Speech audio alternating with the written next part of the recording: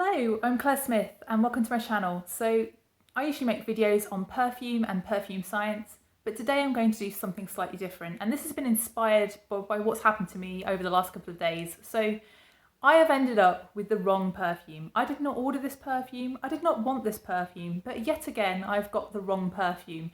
And I thought, is it just me that ends up getting the wrong perfumes quite a lot of the time, or is it something that happens to other people?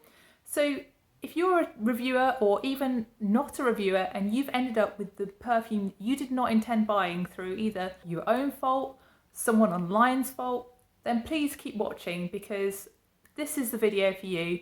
And if you are a person who has a YouTube channel, then please feel free to do this as a tag, because I'm kind of intrigued to see how many people out there have ended up with the wrong fragrances. So what happened to me this weekend was I had ordered a fragrance from eBay and I'd ordered the eau de toilette, and I ended up with the eau de parfum. So that's what's inspired this video, and I've got 3 instances to talk through about when I've ended up with something that I hadn't planned to buy, or something that I didn't want, or something that I just wasn't planning on getting. So let's just get into this. So the first one is actually this one. So this is my Burberry by Burberry, and I've ended up with the eau de parfum instead of the eau de toilette. And the reason I wanted the eau de toilette is because it has really nice notes of lemon blossom and peach blossom, which I really wanted to try, which aren't in the eau de parfum. And I just heard that it was just a really nice floral fragrance, and that's what I was looking for. This whole line is inspired by the Burberry trench coats. You can kind of see the fabric here that's used in Burberry trench coats. This fabric is actually made quite locally to me. So I live in West Yorkshire, and quite close to me is a place called Castleford, which is where the factory is that makes Burberry trench coats. So this Burberry bottle is also trying to reflect the trench coat overall. So it's got the like the button on the trench coats as a top.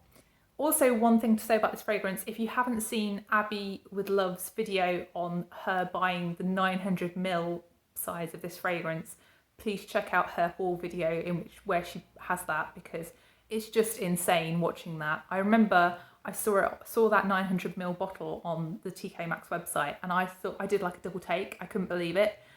I thought they'd got the price wrong. I thought the price had the decimal point had moved or whatever. But no, it did exist. It was 900ml, and Abby with Love bought one. So go and check out that video. If I remember, I'll try and link it below. So this fragrance was created in 2014 and is by Francis Kurkdjian, so it's got that kind of cult following that follows all of his fragrances. And I don't know whether you remember the advertising campaign, but it featured Cara Delevingne and also Kate Moss, so there's a lot of hype around this fragrance. And Francis Kurkdjian said that the inspiration behind this fragrance was London just after the rain and being in a urban garden in London. So the smell of the flowers, the smell of the wetness, the smell of the atmosphere after the rain. And yeah, I do think that he has captured that feeling actually. As much as I'm not a fan of this fragrance, I do think it's really well blended. I can appreciate it for what it is. So overall, this is a really heavy sweet pea fragrance. I know that seems like a tautology because sweet peas aren't really that heavy, but I think throughout this fragrance there's an underlying citrus kind of sourness to it. So there's loads of different citruses in this. There's bergamot and there's also grapefruit. And I think those combined with the sourness of the quince really do just lend that kind of citrus soapy vibe throughout this fragrance. It really does smell like a floral soap.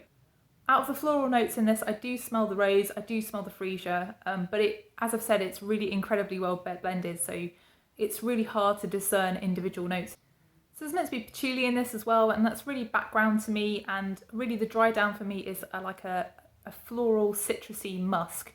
Very much more citrus musk than anything else. The longevity on this was around 4 hours on skin. I was expecting the longevity to be far longer on this fragrance. I was quite shocked by how little it seemed to last. And I also didn't think it projected that much. I thought it sort of smelled quite close to the skin actually. Would I buy it if I saw it in a shop? No, I wouldn't. I'm really not that enamoured with it. Would I actually bother to find the eau de toilette now? Probably not. I'm really not that fussed. So that's my Burberry by Burberry. So the next fragrance is one that I bought in a job lot, and it wasn't the intended target of me buying the job lot, and it was just kind of, collateral damage. So the one that I really wanted from the job lot was this one. So this is Narciso Poudre by Narciso Rodriguez, And this one I've already reviewed and I love, and I was definitely right to buy it. The other one that came in the job lot that I wasn't that fussed about was Dolce & Gabbana's The One. So this is quite an old fragrance. I think it was released in 2006. There's not that much left. I think there's less than half, maybe a third left. I have used quite a bit of this actually since I've got it. I've been really trying to test it out. It's a very odd fragrance, this. I find it really difficult to describe. So to me, the main note in this throughout is a vanilla, but it's not really like a in-your-face vanilla. It's a very powdery vanilla. It's a very kind of, not a very strong feeling vanilla at all. It's also quite warm, it's got amber in it, and it's also got jasmine, so you can definitely smell some kind of background creamy white floral. It's definitely not an indolic floral at all. It's not a dirty feeling floral. It's quite a clean, soft, creamy white floral. I feel like maybe why I think this smells a little bit vintage is because I think of also Gucci Rush when I smell this. And I don't know whether that's because they both have synthetic peach. So the synthetic peach note that's used in the original Gucci Rush is called Decalactone, and I think maybe they might have used Decalactone in this fragrance too. It's obviously nowhere near Gucci Rush. It's a very much softer kind of scent than Gucci Rush. Gucci Rush is a very harsh, almost plasticky scent to me. This is definitely not like that at all, but it does have that kind of peachiness about it that's not like a normal natural peach at all. I think this fragrance smells very feminine. I think it's like medium longevity. It doesn't really project that much. I would say it was quite close to my skin, although it seemed to project more than my Burberry did on my skin. I did also get a little bit of a vibe of some antibiotics that I was given that made me sick as a child from this, which doesn't sound that great, does it? But I remember being given amoxicillin, and this gave me a little bit of an amoxicillin vibe. So would I have bought this had I smelt it in the shop? No, I wouldn't. Would I choose to buy the job lot again, knowing that I'm not really into this one when I only wanted this one? Yes, I would, because actually buying these two as a job lot was much cheaper than buying this one as a singular fragrance. So yeah, that's the price I paid. I can always sell this one on or just use it up. There's really not that much left. So that's Dolce & Gabbana The One. So the third fragrance I'm going to talk about today is actually one that I bought at the same time as this fragrance. So this is Yellow Diamond Intense by Versace, and I bought this last summer, I think in late July. And I was in a shop buying some other things, and I just saw this that was on offer, and I'd been wanting this one for ages, so I went to get it. And the woman on the counter said to me, "Oh, you've got an NHS card?" And I sort of nodded, and she said, "Oh, well, you know, there's an offer on at the moment as well. Buy one, get one half price on fragrances. And then with your NHS card, you'll get 20% off the whole lot." So it basically worked out that this was £30. If I bought another fragrance that was £20, then I would get the other fragrance for free. So I just looked for one that was £20 because I didn't really see anything that I wanted to buy especially. And also I didn't want to spend any more money. So the one that I ended up buying was Coach Eau de Parfum. I'd never really had any interaction with this perfume. I didn't have any testers, so I couldn't smell it. I just kind of went out the shop and looked up online quickly on my phone and read some reviews. And yeah, the bottle looks like this. So it's got the Coach logo on, and then it has this kind of twist lock mechanism to the nozzle, so you can turn it off by turning it to the side, just like their bags, or turn it back on by turning it to the front. And it has these kind of leather tassel cuffs, tags that they have on their bags too. So this fragrance also is named the same as another fragrance that they brought out ages and ages ago, but this is the 2016 version. So Coach EDP has already been used as a name, but they just called it the same thing.